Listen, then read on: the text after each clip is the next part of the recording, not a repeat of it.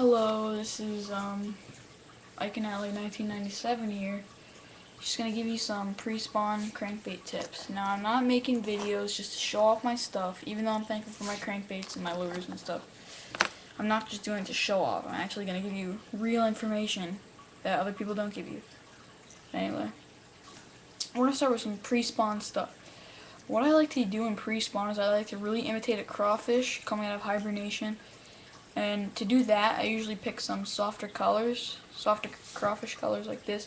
This is a Rapala DT6. I got this a while ago, but I haven't lost it yet. It's it dives 6 feet. It gets snagged a lot though, so I change out smaller hooks, sharper, very good hooks, Gamakatsus. But here's another crankbait. This is like a Matsuo. But what I'll try to do in the pre-spawn is I'll try to imitate a crawfish coming out of hibernation. It'll just look like it's plowing through, a bass nest, and I want it to really look active. So if you're using a jig, just hop your jig more. If you're using a crankbait, you jerk it really fast and far, and you want it to dive, and you really want it to eat that bottom. That's what you really want. You want the bass's nest to get disturbed. You want them to go over and pick them up. Usually the bass won't eat it in the spawn. During the spawn, those females, they won't eat them. They'll just try to relocate them, like, hey, get out of my nest.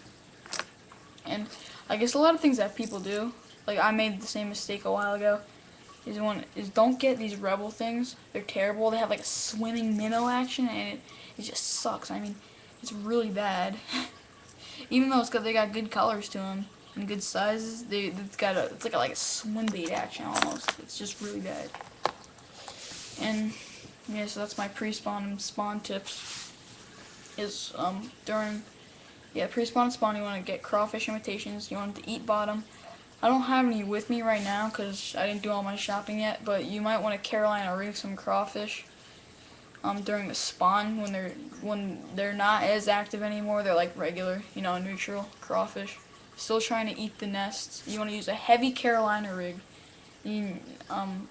That's what I do, and I'd put or a football head jig on a Berkeley Crazy Legs Chigger Craw. That's what I like. Or a jig with a Berkeley Chigger Chunk. Just something that'll imitate a crawfish, If you're using a jig, use a heavier jig. I mean, I don't have my jigs out right now. I don't want to go get them, so. On to the next tip, mash the hatch. If you're fishing in a lake with no yellow perch, don't use a yellow crankbait. That's like retarded, almost. And if you're in a lake where there's no shad, if you're fishing in a lake at all, there are most likely no shad. So don't use a silver crankbait or a shad imitation. Don't use a Rapala shad wrap or anything like that. Don't use those. You want to mash the hatch. Like if you're in a lake and you're about to launch your boat, or you're just fishing from the dock, just like casual. You want to look under the dock, see if you can find schooling bait fish. I'll usually look down under the dock, and it's really common for me to see schools of bluegill about this size. They're like more broader, though they're bigger. They're not like minnows like this, but this is a Rapala skitter walk. They're expensive baits, so like I only have one.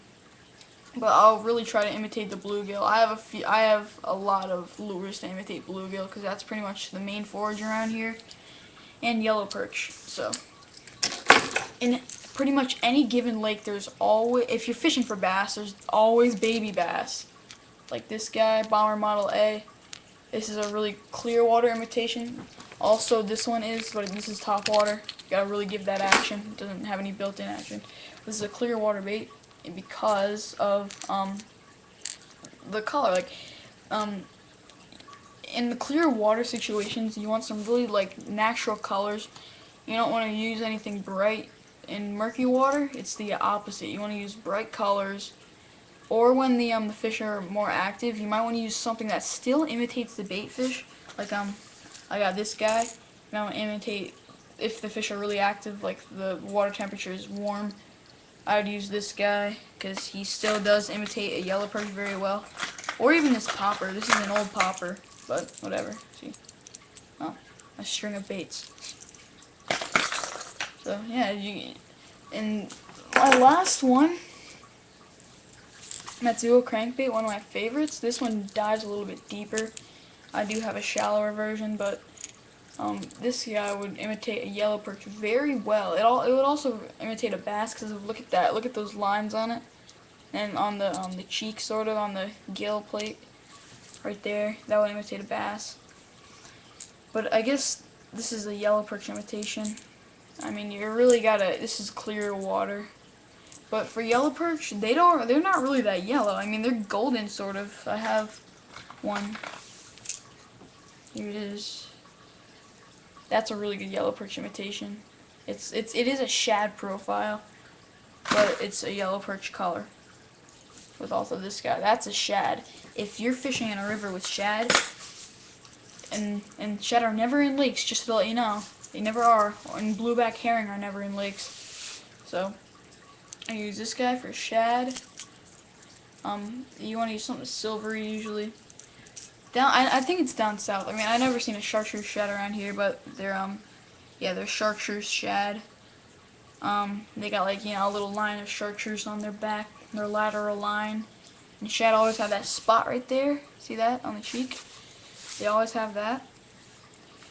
So I hope you like these tips. I hope they helped. Good luck. Now, peace out.